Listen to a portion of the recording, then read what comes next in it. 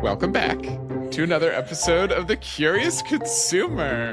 I'm Nate, I'm Jenna. and we really need a recorded intro so I don't have to keep doing Oh, this. shoot, we really do. Next week, you're not going to hear us in real time in the intro. No, it's going to be even crispier somehow. Ooh, somehow. But welcome, everyone. Before we start, I want to share with the world that I got the new Dunkin protein latte.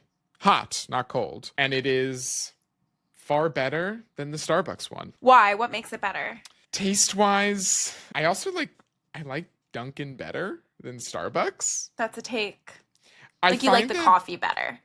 I like the coffee better. I like the chill suburbs of Boston vibe about it. You love Ben Affleck. I love Ben Affleck. I feel like I'm in The Departed when I'm drinking a Dunkin. Wow, they should really sponsor us. That was a That was so good good. non-ad read. Seriously. And when you're drinking a Starbucks, you more feel like you're like in a simulation. It's just different. Yeah. And Dunkin just seems humble. America runs on Dunkin'. I don't know. That's a pretty non-humble statement. Okay, also, all of the Dunkins are franchises, which makes me feel better. I'm supporting Do you know somebody. I had no idea. I literally Yeah. did not know that. Wow, that's They're all- great. That's why they're all like slightly different. How much protein is in it? When did it launch? Because this is new, right? Within the past few weeks, and it's 15 grams of protein. Okay. And in like a latte? I did a latte. I'm pretty sure they're all lattes. It's protein milk, Yeah. is what okay. it says on That's what the I'm- little thing. And I did 3 pumps of caramel swirl. Of course. Sweetened caramel swirl. The dichotomy of man, like 30 grams of sugar, but 15 grams of protein. Well, I have to try it still. But yeah, I mean, that's different than Starbucks was the protein foam, but they also have protein milk. It's a little different, Yeah. which I can't It's too imagine much. is like texturally very exciting. Interesting fact about Starbucks starting to include protein in its beverages is that I was talking to a founder recently who has a protein oatmeal brand, and there's whey protein in his product, and his suppliers having insane shortages because Starbucks started to include whey isolate in their drinks, and Starbucks has a lot of money to get really, really large orders that a small business can't do, and so now he has to source his protein from like the underground protein market. I'm working on a story on it. I just got put in touch with his supplier. I'm very excited. But yeah, once these big guys get their paws on protein, My God. the small protein brands are going to struggle. It's so surprising that it's like Starbucks that's getting in the way, not some other big protein brand. It's I know. Starbucks. It's Starbucks. But imagine the purchase orders for a Starbucks. Like that's Oh like my God. must I mean, be the enormous. volumes. Oh my God. Yeah. Exactly. And they just move so much product so consistently. I mean, you walk by any Starbucks, even in the city when there's a ton of normal coffee shops, they're packed. So yeah, very I'm dying to interesting. see some data on how many people have been buying their protein drinks since they've launched. Are there people who have switched their routine latte to a protein Yeah. latte? Would be interesting. And now you can like Protein Max at Starbucks because Cloud launched in Starbucks stores. Cloud, Yes, it did. the protein Cloud popcorn. protein popcorn. They launched in Starbucks. So that's where all the way's going. Cloud and Starbucks. Seriously. It's crazy. Wow, yeah, you could get a lot of protein in one sitting at your next Starbucks visit. But on that note, we have a lot of protein launches this week. I can't believe that. Like, It's another week. I was telling Nate before we started recording that yesterday a friend asked me what I was writing about this week in the newsletter, and I was like, "Oh, protein launches." Which like, what did I write about last week? Protein launches. Week before, protein launches. There's always going to be more. This week Crazy. was a little fun. We had a little bit of spice, I would say. Biggest spice being that Beyond Meat launched a protein drink called They sure Beyond did. Immerse. Beyond's new protein drink comes in 3 different flavors. Each flavor has 2 different options of 10 grams of protein versus 20 grams of protein. So you could choose. And it's plant-based protein. It better be because it's a plant-based company. Be wild if they were like, yeah, we're doing whey. Like, We're doing okay. whey. Yeah. It also features other hyped ingredients. So there's antioxidants, there's fiber in it, there's electrolytes. So they're like, what can we put in this beverage that makes Beyond relevant again? And people People were mixed, I would say, on Mixed. the launch. Yeah. The very mixed. I would very much like to try it. I think a lot of people are a little bit confused with it and not really sure what's going on. A lot of the discourse was also around just like the fact that okay, Beyond is just trying to like they're grasping at straws here. They're like Yeah, doing their best to stay relevant, but arguably like they did make a this is a trendy an on trend product that if it absolutely. tastes good, it's like okay, you got 10 or 20 grams of protein, you got a bunch of fiber, you got low sugar, you got hydration. Maybe it turns out to be I don't, good. yeah, I think if it, like, I wish they launched it under a different name because Yeah. I think what's really putting people off is seeing the Beyond logo, which they now associate, and Fake meat. not just with fake meat, like, Beyond worked so hard to make consumers be like, this is the closest fake meat to real meat. And so Right. I have this very visceral, like, Beyond equals very meaty fake meat, not like plant forward, which I think you could kind of get around a little more easily if you're innovating outside of meat. But they were like, we want you to think of meat when you think of Beyond. And Mm-hmm. now there's a beverage. It's really hard to dissociate that flavor profile that kind of comes to mind, which you don't want in a beverage. No. um, And I got a yeah. comment on one of my videos was like, is this made from processed fake Mm, meat? Like what is the base of it? So I think you're spot on that people are like, whoa, wait, is it a fake meat shake? What is this here? yeah. I think people are a little confused. And also just like I think there's just a bad taste in consumers' mouths from that brand. It raised so much money, it was everywhere, and then it kind of just Fell faltered, off. fell Yeah. off. Yeah. I think if they had launched under a different name, it would have done a lot better. But what's actually interesting to me beyond the product level here is it launched on something called Beyond Test Kitchen. It's only on Beyond Test Kitchen's e-commerce site. That's the only place you can buy it. The fact that that site exists and this is an innovation that's being sold on it makes me think that they're going to be doing a lot more innovation in the plant-based protein product space, whatever that might Yeah. mean. Probably not a lot more meat alternatives. Probably going to be more playing in, I would guess, beverages, snacks, supplements, even maybe. Right. And I am excited to watch what they do because one thing that's cool about it is they do have this product features a clear plant protein, which so does another product that we'll talk about this week. But the fact that that was achieved is a really huge feat. It's not easy to make a clear plant protein, which is, as we mentioned in last week's episode, like the most filtered version of protein. So it's really just protein. Like there's none of the fat or carbs or whatever that usually comes with some of these protein supplements. But yeah, I think if they could just launch even a powder that was like Right. their clear pea protein and cool flavors or whatever, and maybe with a different logo that doesn't have a cow in it because that isn't really resonating, they could do well, is my point. And I'm excited Yeah. to see the future of how these plant-based meat alternative companies pivot. Right. Because they have money, they have scientists and facilities and distribution. They Mm-hmm. could pivot to maybe just the Beyond company and it's Yes. all plant-based alternative ingredients innovation. Like they could really like lean into their tech and their ability to make really solid plant-based foods and final product and drinks Mm-hmm. in this case. Mm-hmm. Oh, and quite literally be beyond meat. Like move beyond Right. meat. Like lean into the name, although I do think they should use a different name. They should just go with the Beyond Company. I think yeah. that's a bit more I want to vibey. see some sales data though. If they do get some meaningful It's a sales, hopefully they do.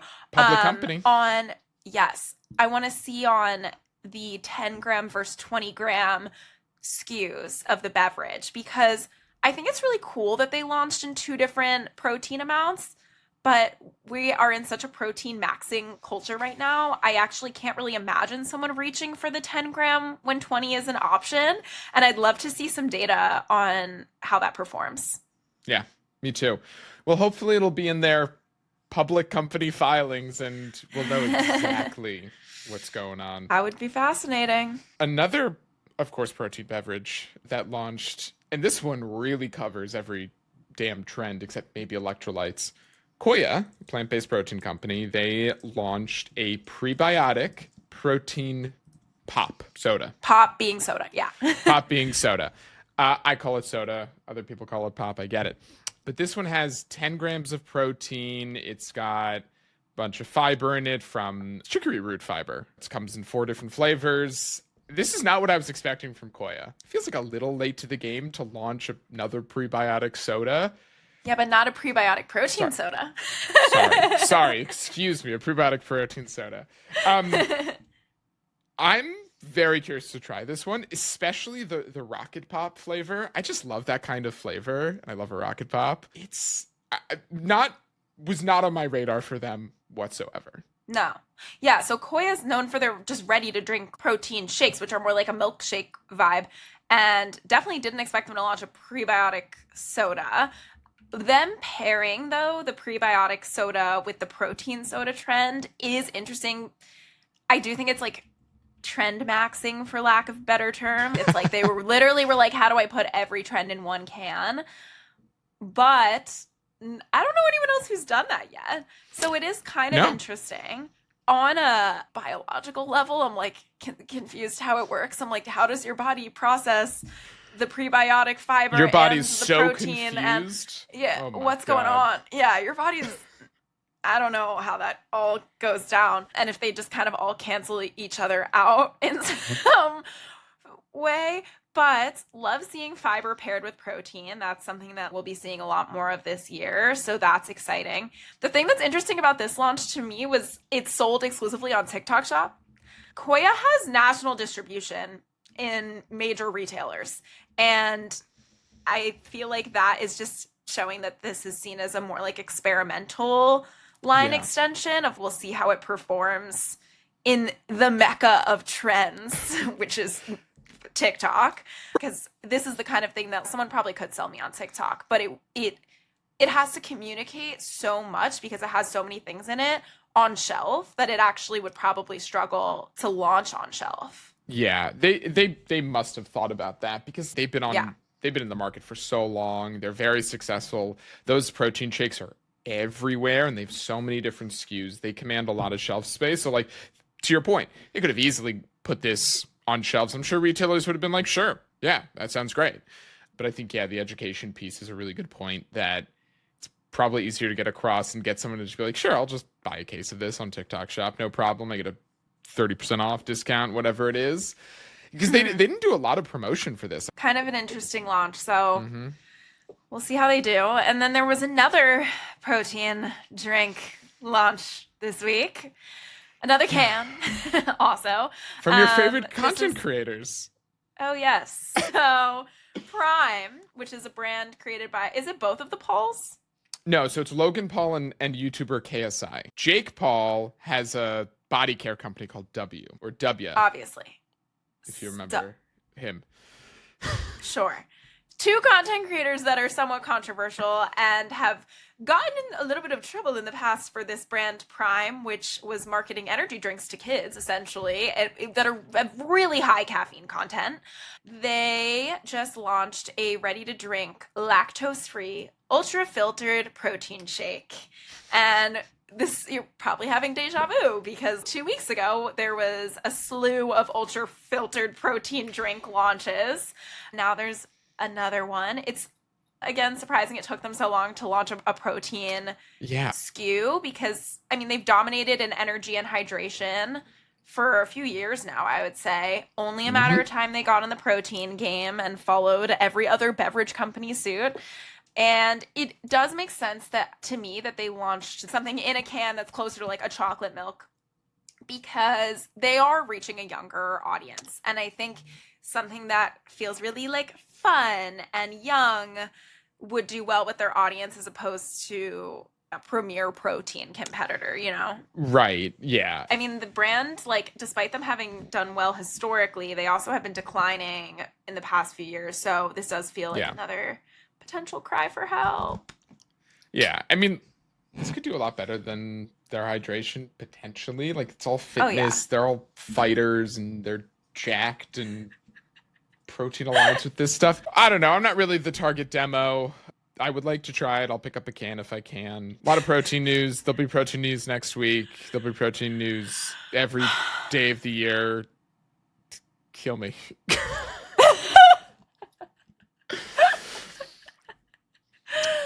We love protein. So much protein.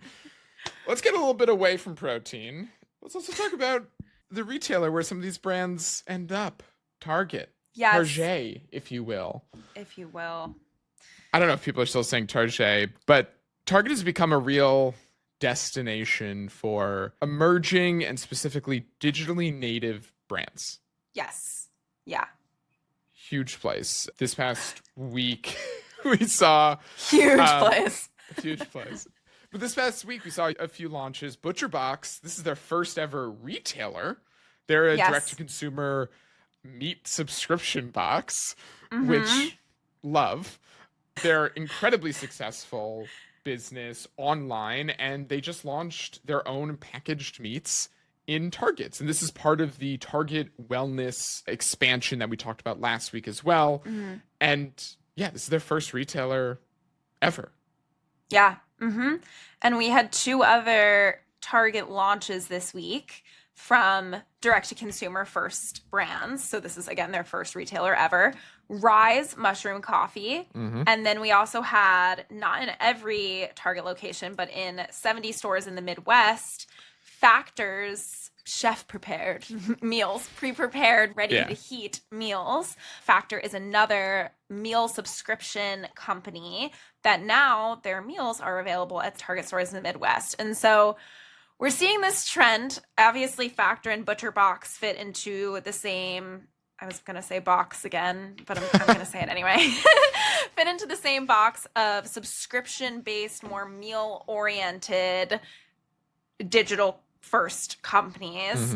And then Rise is also a subscription-based company, a little different. It's not a meal, but these companies that like really thrived from being part of consumers' day-to-day routine in some way. And a lot of their value, it seemed like, came from the fact that they ship these products to your door.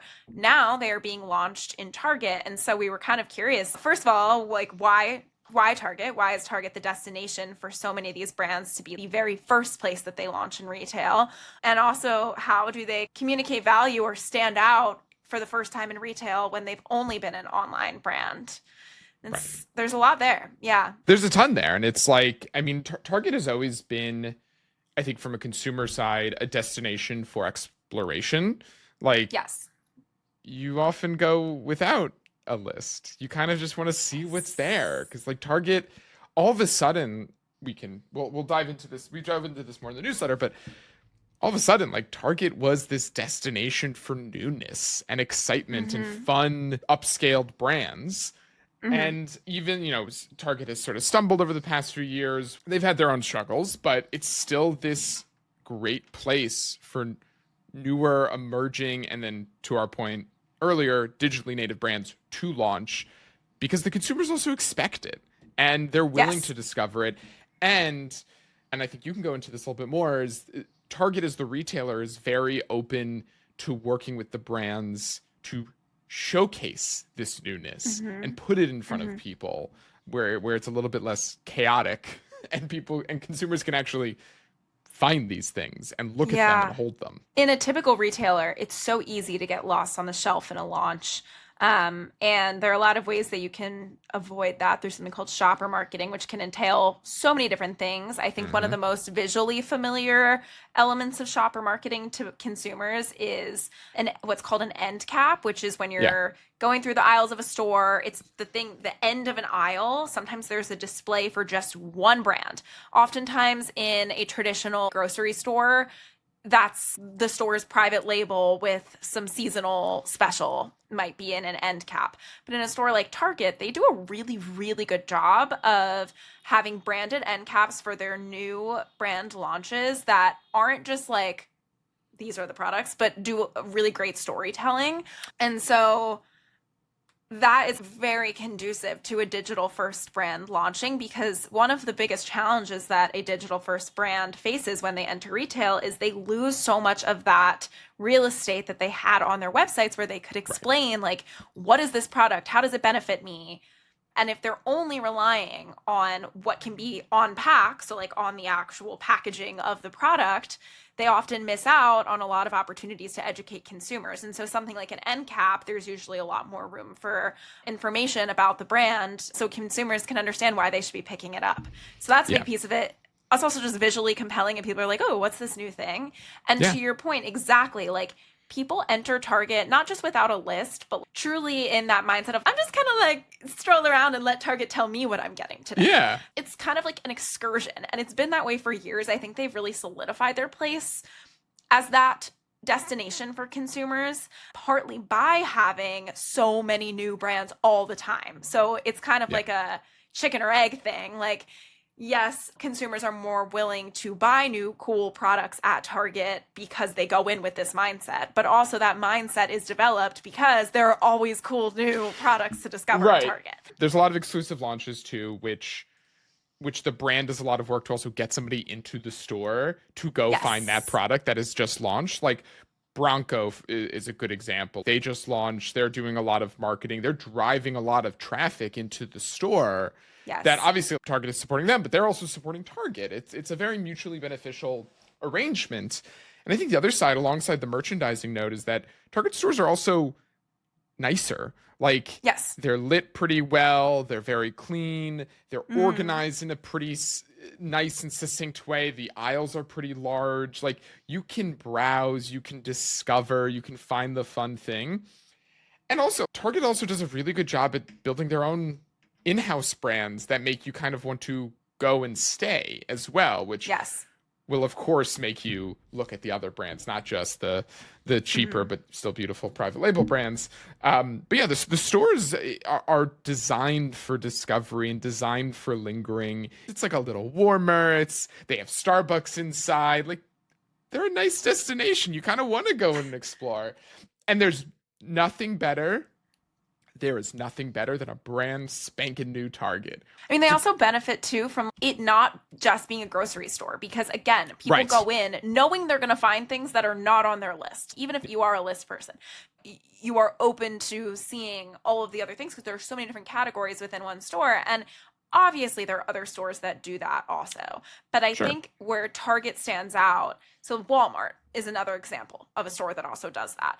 They have a ton of scale as well. They're literally everywhere. But they are still working their way out of being seen as the value option. The store experience isn't necessarily as pleasant, and people just associate it with value options, with more inexpensive options. Target has maintained this affordable but still like culturally legitimate sense. It feels like Target has good taste. And I think Walmart doesn't have that, but at the same time, on the like total other end of that, Sephora, for example, is like too prestigious, and again, Target's somewhere in the middle. So it makes sense they would do so well with these digitally native brands, and it's exciting to see. I think the one I was most interested in seeing launch was ButcherBox because Factor Daily Harvest already launched in Target, and like we've kind of seen something like Factor play out. Rise Mushroom Coffee, like we've seen mushroom coffees play out. That didn't feel as surprising to me. ButcherBox, the whole reason that they've like taken off is because they offer really high quality meat products delivered to your door. And that delivered to your door piece is, again, a huge value offering. And so how are they communicating?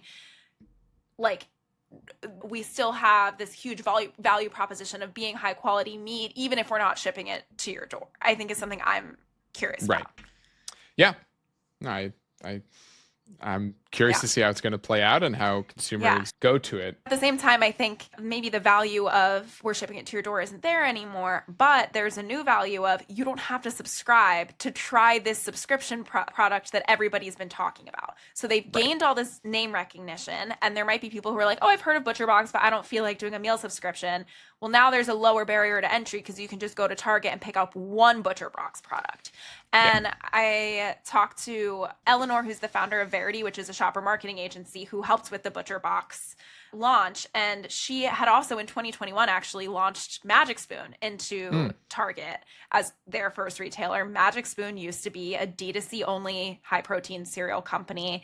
And she was saying one of the things that was selling the product to customers at Target was that they didn't have to buy 6 boxes. They could just buy one. Yeah. And that was the first time that you could just buy one of this digital native product. So I think that's really where the value comes in. And I don't know, it's just really interesting to think about. And I think there's 2 things here. Like, one, a lot of the digitally native products, they tend to be newer, emerging, exciting brands. So they might be a little bit more expensive, like a Magic Spoon, for example. And to your point, like, yeah, I don't want to spend $90 odd on 4 boxes of cereal. I'll overspend on one, but I want the one. I don't want to spend it on all of this. And 100%. Target too is really starting to lean a lot more into grocery as well, and taking a lot of the learnings about how to spruce up the beauty and skincare section, the home goods section, bring that into the grocery world too, and just have this like 360 view of anything you need all in one. And like, I think ButcherBox and Little Spoon and even a lot of the other like snack brands and ingredient brands that we're seeing launch and go to Target exclusively is very clearly part of their strategy to make sure that all of the aisles are to Target's standards of quality. Yes. 100%. And all of these aisles are talking to each other. No aisle's a second thought. And I feel like in a traditional grocery store, there are some aisles that are second thoughts. The skincare and beauty sides of like just going to a regular local grocery store. It's like, sure, you have it, but it's like you have poorly merchandised, and it's exactly. And I think what Target does well is no aisle is a second thought to them. Yeah. That's a really good way to put. My brain's like, no aisle left.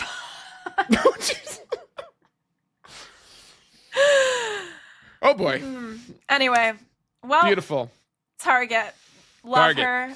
Love to not love her sometimes. Yeah, she's a contentious figure. If I talk about Target on my TikTok, I get a lot of comments being like, "We don't shop at Target anymore," and I'm like, you know what? Okay. Fair. Vote with your dollar. Vote with your dollar. Right. It is. And you can always support these brands on their own websites because they literally are all D2C first brands, it feels like. Anyway, we have some more news. We do. I was going to be like, now on to innovation that excites. Ooh. Let's go with that. Well, okay, the first one being like a bit facetious of innovation that excites because Cheez-Its just launched a gluten-free version, and we're not going to spend much time on this because how has that not existed? Like, I feel like I'm reporting live from 2016. Like, how did this take so long? No, it's insane that it took them this long, and people are loving them. The videos I've seen, people are like, this is great. Good. People who are gluten-free deserve good food. And they deserve Cheez-Its specifically, yeah.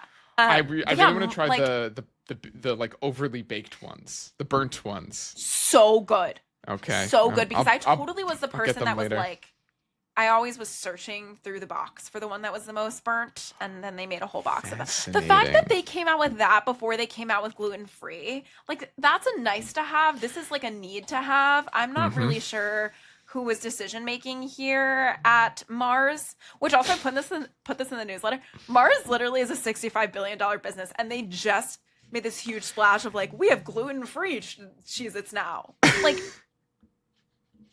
yeah, you could have done that a while ago. So that's innovation that excites. Innovation that actually is exciting to me right now, though, is Foodberry's new partnership with Bell Group. So Bell Group is the people behind Baby Bell, those little cheeses we all know and love. Oh, love them.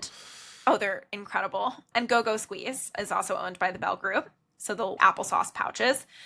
Foodberry is a platform company that turns real fruit puree and actually just produce, generally they're working on a few other options, into coatings that can actually wrap around other food products so that it's like a no-mess bite-sized snack. So for instance, it would be like strawberry fruit puree that is wrapped around peanut butter, and it would be like a peanut butter and jelly bite. This actually exists. They have a product in-house called Trail Berries that isn't really distributed. It was kind of just to like test what the product would look like. But it's so smart. It's a food science company. So like their whole thing wasn't necessarily to make products, it's to be a platform that can partner with brands that have scale and offer them this food tech, which basically creates almost as if how a blueberry has its own coating that like makes it possible for you to pick it up and eat it. It mimics what fruit and vegetables naturally do in nature, which is so cool. So cool. I'm just so glad that we're like innovation. Like we don't innovation that excites. Innovation that excites. We don't see it a lot. Oh, it's so good. We don't see it a lot. So yeah, we don't know exactly what they're going to be doing with Bell Group. I'm really hopeful that there will be something like a baby bell without that weird wax coating, and it's instead covered in like a red bell pepper coating, and you can eat the whole thing. Or something like that. I know they have the tech to do something like that, and I'm really excited to see what happens. So look out for Foodberry, because I think some cool things are going to be coming from them. It's going to be like those peelable like mango candies, but with cheese. Yes. That's on innovation that is actually exciting. So. Okay, but we have another piece of news that's innovation and it's exciting. Okay, give it to me. Spiked Gatorade in a can. We feel differently about this news. So Spiked Aid is it's a spiked Gatorade. Essentially, it's not Gatorade. They just raised some money. Jason Cohen is one of the founders. He also has a company called Pretzelized, which is like pretzel crackers. They have a pretzel pita chip. All very good stuff. He's a great operator. He's been in the space for a long time. It's just so funny to see like an electrolyte boozy concoction. It's kind of fun. This is actually the second one that I've seen launch on the market. New Belgium also has one, which I personally didn't love. I thought it had a really weird aftertaste, but I appreciate the innovation. I appreciate the thoughtfulness of adding electrolytes to my booze so I don't get a hangover. It makes sense. Totally. It makes total sense. Makes total sense. I said this in the newsletter. I'm actually going to just read it. I'm going to read what I said in the newsletter. Oh my God. Reading? We don't read here. I said, while I can't say I fully condone the positioning of an alcoholic sports beverage from a safety perspective, this brand does capture a big white space in alc. Since the dawn of the Darty, partygoers have been mixing some sort of hydrating liquid or powder with their beverages to avoid a hangover. So I'm thinking like the Gatorades, the Pedialytes, liquid IV people have been mixing into their beverages.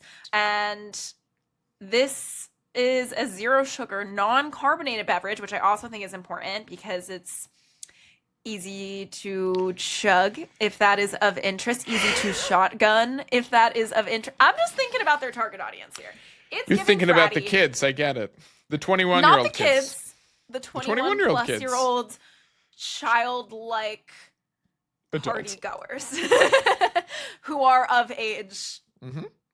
Certainly. And it's all in a ready-to-drink format, so that makes it a little bit more appealing than adding your liquid IV to your White Claw or whatever it is. So I think it's got legs. Do I love that it's marketed for sports? Like, no, I think that's kind of weird, but I mean, pop off. It's doing well. They raised $10 million, so it's great. I need to try it, but I'm gonna, maybe I'll go. This feels like a drink you're gonna have golfing. Well, that's what they say. I think that's like how it was. The inception of the drink was like, we should be drinking this while we golf. Men in business. Yeah, and the other thing I said in the newsletters is like adult sports leagues are about to have a field day because I feel like this is the perfect beverage for like a kickball league, where it's like we're not actually really playing sports here. I like that vibe. See, I will join that kickball league. That's the only sports I'll do if I can have some of this Spiked Aid while I'm doing it. There you go. Sold. Bowling. A very real bowling thing. League. Oh, bowling. Express check out Bowling League, sponsored by Spike Aid. You heard it here first. I once I once subbed in for a kickball league in Denver. And the kickball league was something called Cup in Hand. And you play kickball while mandatory, you have a cup of alcohol in your hand. And if they don't sponsor that league, that is the largest missed opportunity. Cup in Hand kickball or bust. That's insane. I love that. It exists. Well, speaking of some fun beverages, we have some THC news. Yes, we do. Some potentially good stuff. So, an Indiana congressman, Jim Baird, introduced some new legislation recently to delay a THC hemp ban that was snuck into the 2025 appropriations bill that ended the government shutdown back in November. And this ban is like kind of scary if you're a THC brand. It basically set in some new rules that would change the definition of hemp under federal law and ban products containing more than 0.4 milligrams of Delta-9 THC per package, replacing the 2018 Farm Bill's 0.3% by dry weight standard. And this threatens all of the hemp-based cannabis products on shelf currently. Yep. And at the same time, there are major retailers like Target, Sprouts, who are all now in the hemp game. Target is testing with a few stores. Sprouts is testing with over 100 stores. Total Wine, which is a massive national bev retailer, also has large THC or hemp-based THC products on their shelves.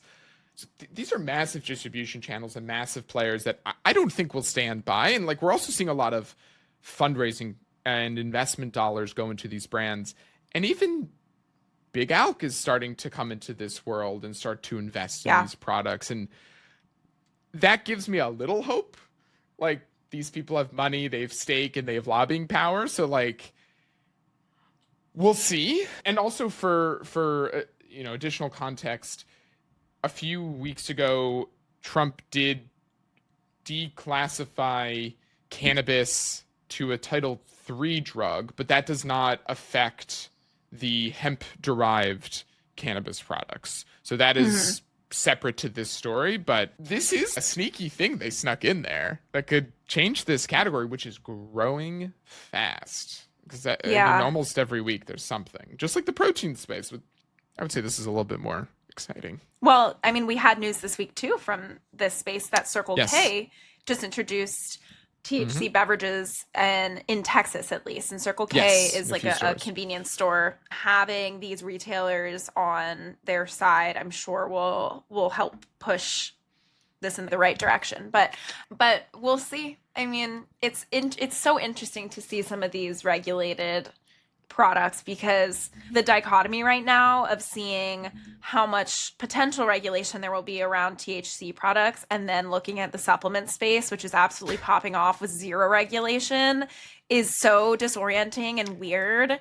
I actually was listening, and if you're listening to a podcast, I have your next podcast that you should queue up, which is Freakonomics just put out a podcast episode about supplements called Your Brain on Supplements, and it talks a lot about the regulation or lack thereof of supplements in the supplement industry. So those are the real pros, and you should absolutely give that a listen. But yeah, just hearing about this THC space and then the lack of regulation in supplements is a little confusing, and that's America's confusing. That's where we're at. But excited that they're launched in Circle K, and will be interesting to see if other convenience stores follow suit. So also this week, we saw two different news stories that were consolidation of companies in some way. And I know you're excited to talk about the next one, but I'll quickly cover one of them, which is that a coffee company that we love called Explorer Cold Brew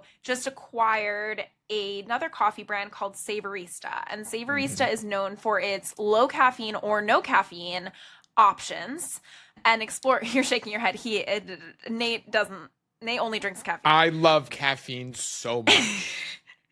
I want the most amount of caffeine possible. Well, those people are wrong, and they should write in. They should leave a 5-star review saying Nate is wrong for liking. A 5-star review saying we don't trust the host. But Explorer Cold Brew actually themselves have a few different products with different caffeine levels. And so it made a ton of sense for them to buy a company that Savorista does pour over coffees that are decaf and half calf. So it's a different format of coffee, and it's also paving the way in this lower caffeine space. So really cool to see these two companies come together, and it'll be interesting to watch people kind of form their caffeine preferences now that we have more options, because when it was just decaf or full calf, I don't think people felt like they could even have that strong of an opinion of like how much caffeine works for me, and now there's a lot more optionality. Right, because also, like, if you wanted low caffeine, your other option was either having less coffee or having tea. And, like, there wasn't really a lot of options out there in terms from the energy drink space to the coffee space. So this is great. And Explorer Cold Brew is damn good. Oh, it's amazing. Oh my gosh, I love Explorer Cold Brew. But I'll let you talk about the next, I guess, consolidation of companies that we're really excited about. Yeah, this one's really interesting. So there are 3 brands, all female-led Latinx CPG brands. So was it Nemi, which is a cactus snack, Toyo Foods, which is powder agua frescas. I love these agua frescas. The founder's also lovely. And Todo Verde seasoning blends, which I've had all 3 of these products. They're all good products. Yeah. They are all combining forces into one company. They're going to name themselves Toyo Foods, like one of like the agua fresca company, to just amplify their impact in the market and sort of consolidate resources and consolidate power too across all 3 of them. And I think it's a really interesting move. I mean, there are so many emerging brands out there.